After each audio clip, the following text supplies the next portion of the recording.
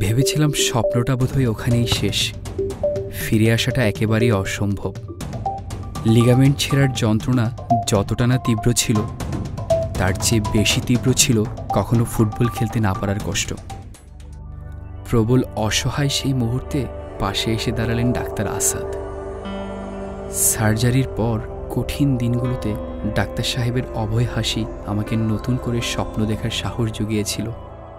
কখনো ঘুরে দাঁড়াবো, সেটা ছিল অবিশ্বাস্য। আর সেই অবিশ্বাসকেই বিশ্বাস করতে শেখালেন ডাক্তার আসাদ। এই মানুষগুলো ছিল বলেই নতুন করে কিছু প্রাণ স্বপ্ন দেখে হারতে হারতেও ঘুরে দাঁড়ায় প্রবল আত্মবিশ্বাসে। প্রতিদিন একটু একটু করে ঐশীর চোখের আলো কমে যাচ্ছিল। ভেবেছিলাম আর 10টি বাচ্চার মতো ওর জীবনও আলোয় ভরা থাকবে।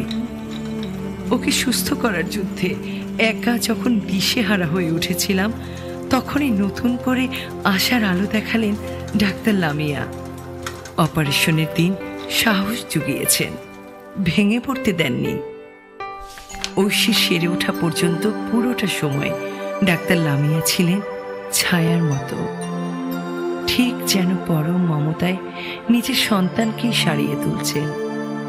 ধন্যবাদ ডাক্তার, আমার সন্তানকে নতুন করে পৃথিবীর আলো দেখতে সহায়তা করার জন্য। একজন ডাক্তার আমাদের জীবনের কঠিন সময়গুলোতে পাশে থেকে সাহস যোগান, নতুন করে বাঁচার গল্প তৈরি করেন, অথচ তাদের জীবনের গল্পগুলো কিন্তু অজানাই রয়ে যায়। শত ত্যাগ স্বীকার করে দায়িত্ববোধ নিয়ে কাজ করা এই মানুষগুলোর প্রতি রইল কৃতজ্ঞতা।